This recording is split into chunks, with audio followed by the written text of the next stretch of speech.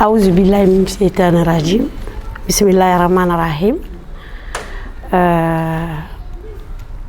Assalamu alaikum rahmatullahi wa ta'ala wa barakatuh.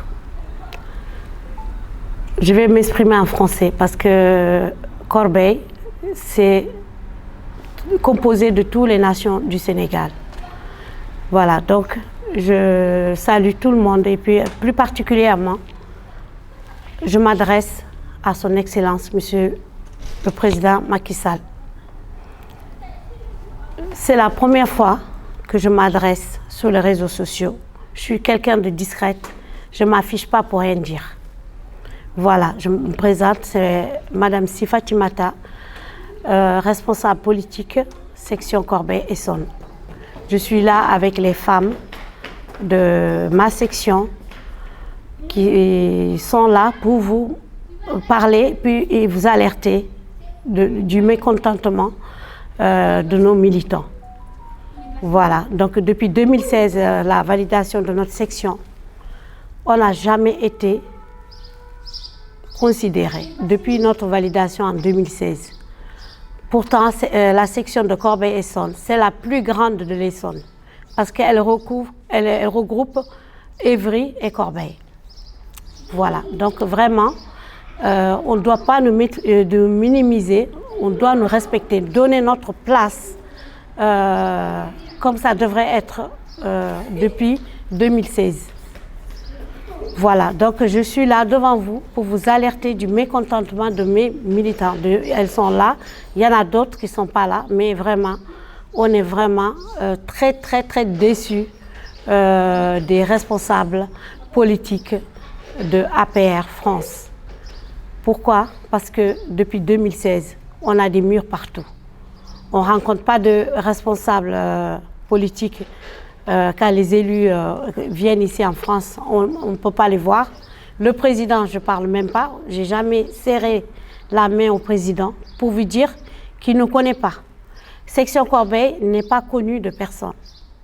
Voilà, donc là, je suis là devant vous pour vous alerter que les gens n'en peuvent plus. Trop, c'est trop.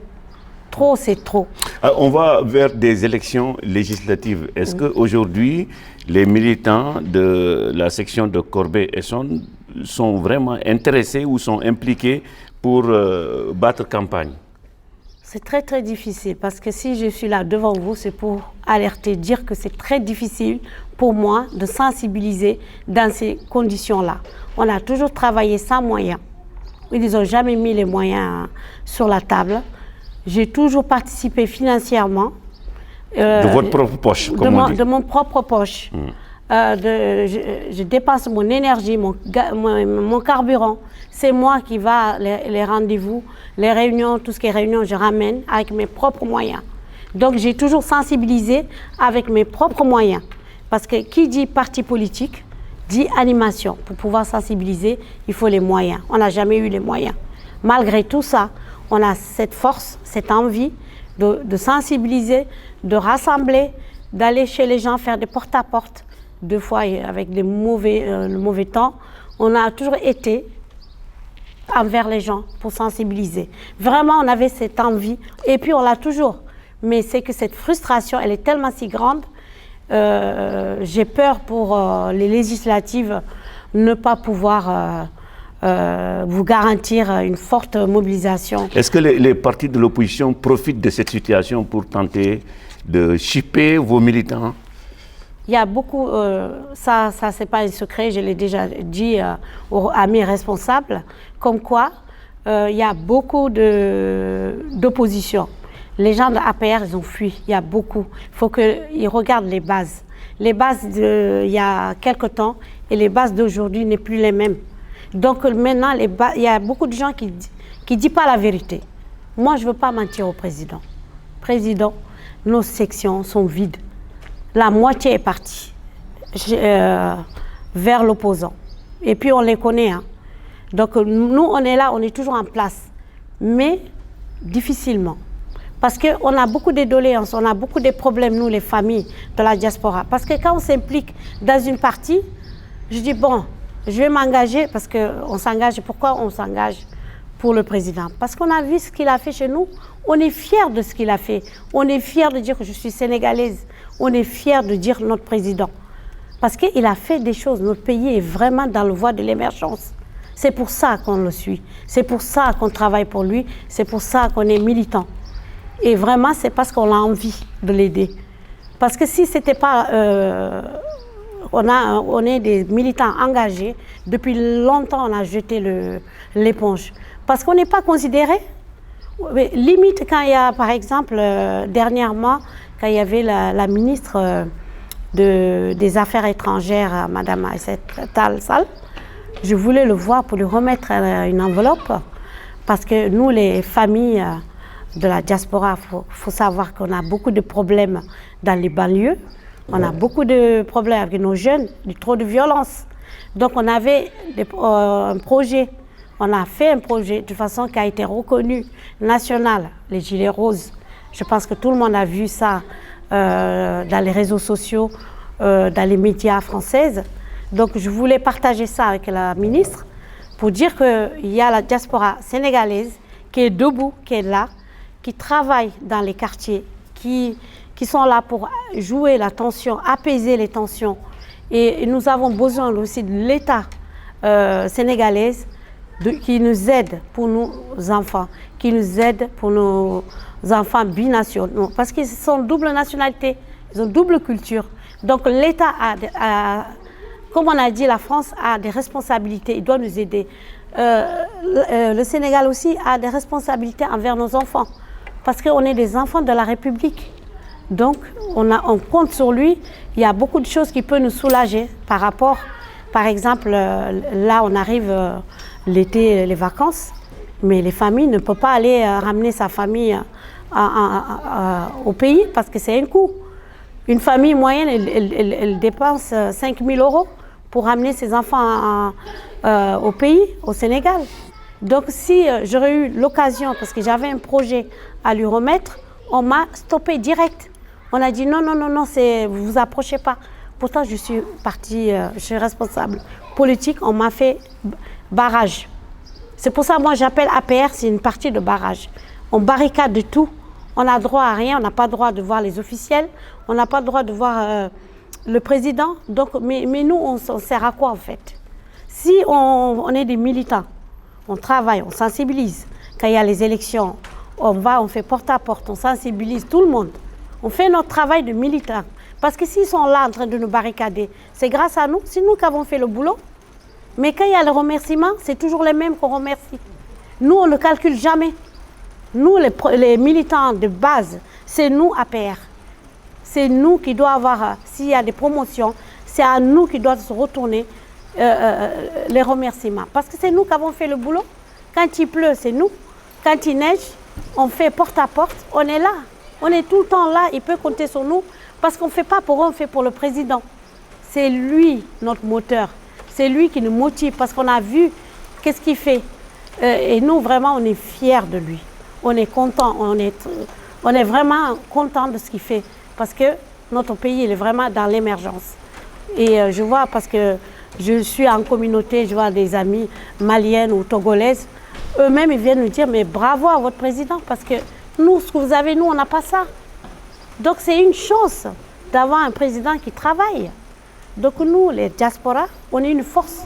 On est la 15e force du Sénégal. Donc, il doit conjuguer avec nous. Et le parti APL doit conjuguer avec les sections de base. Voilà. Nous, on n'est pas considérés.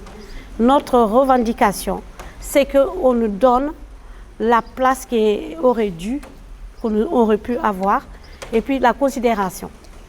Voilà, c'est ça qu'on revendique.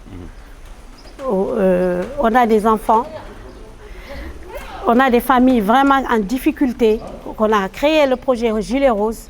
On aimerait bien que l'État s'implique, parce que c'est l'État de tout le monde, c'est l'intérêt de tout le monde.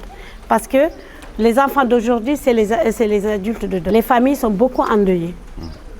Les gens qu'on connaît ici, qui sont assis là. Si elle n'est pas là, on connaît des gens qui ont perdu leur enfant. Dans les rixes, dans les bandes rivales, partout, les enfants ils tombent. Les prisons françaises sont remplies de nos jeunes. On ne peut pas laisser comme ça. Nous, les familles, on a besoin du président. Pourquoi nous, on s'est levé là? C'est pour dire stop. Parce que nous, on a besoin de voir les officiels pour pouvoir partager nos projets. Parce que nous, on veut que ça change. On ne veut plus pleurer tous les jours. Non. On attend de personne. On va, nous-mêmes, on va trouver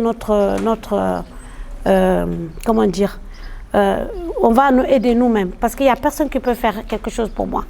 C'est moi seule qui sais qu'est-ce que je veux. Donc, je vais faire pour moi.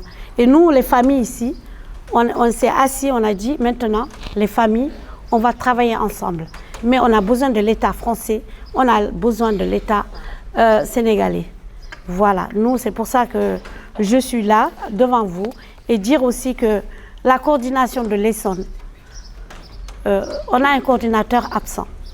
Comment un coordinateur qui n'habite pas l'Essonne, comment un coordinateur qui ne vote pas l'Essonne peut nous gouverner? Mais ce n'est pas possible. Lui, en tout cas, moi, je ne le vois pas, je ne l'entends pas. Ça fait longtemps, là, depuis que validation qu'on a fait dernièrement, je n'ai pas d'appel de lui. Et pourtant, votre coordinateur, c'est Baba Deme. C'est Baba Deme, oui. Vous voulez dire qu'il ne prend aucune initiative pour mobiliser, pour faire travailler? Aucune. Il prend zéro initiative. Parce que les législatives, c'est dans un mois. C'est dans un mois, le 31 juillet, c'est arrivé.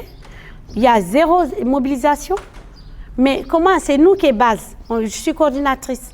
Il doit m'appeler, on doit correspondre, se parler régulièrement.